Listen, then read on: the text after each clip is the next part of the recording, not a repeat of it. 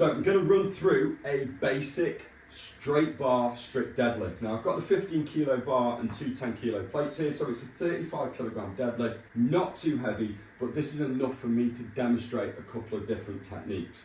Okay, so first things first, we need to make sure the bar's level, and we're going to step up to the bar with our feet underneath the bar. Now the distance apart, imagine you are going to jump, just a straight jump in the air. That is roughly where you want your feet. So feet underneath the bar, and we want the bar running over the top of our laces. We're going to grip the bar just outside the legs. So I tend to put my thumbs as a guide, thumbs out, and that tells me that my hands are the right distance apart.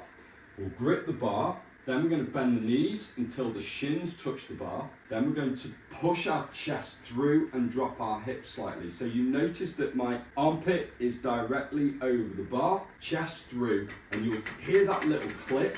So I'm just going to tighten up, take that click out of the bar, which is called taking the slack, and then I'm ready to lift. And here we just push with the legs. I'm not lifting with the arms. Push with the legs up, and then push the hips through. Now don't extend your back, so it's just standing up straight, keeping your shoulders back.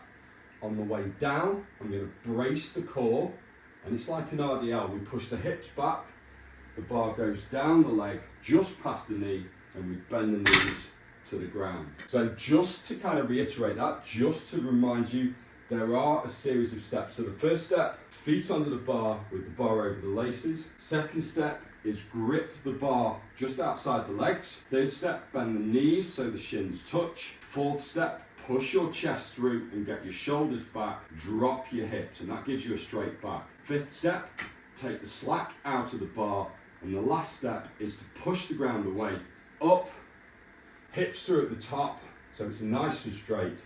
And then finally, we're going to push the hips back, just past the knees, bend the knees, and down. Now one more thing to remember, if you are feeling that in your lower back, what I want you to do is to brace your core. And what I mean by that is imagine that somebody is going to punch you in the stomach, and I want you to tense your stomach muscles. Now a lot of people think that means breathing in, but actually what you're doing is filling your lungs, and your stomach should come out and tense it there. Okay, so you can actually feel that your stomach muscles push out. You can give yourself a mental cue for this just by putting your hands just underneath your rib cage, and we're going to breathe and then tense the muscles, so it's pushing out with the abdominal muscles. And what that's going to do is just create that internal pressure of everything around the spine, and it means that a lot of the load is going to be taken by the muscles in your core and not the muscles in your lower back. And again, if you're feeling it on the way down, I really want you to think about driving your hips back. So just to recap, feet under the bar, hands on the bar outside, knees bent to touch, so the shins touch the bar.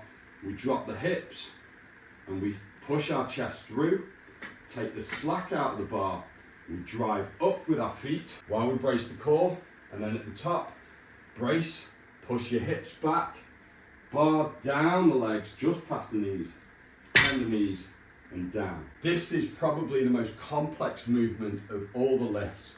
So if you break it down step by step, practice each individual step in your mind and go through, start with just the bar to help.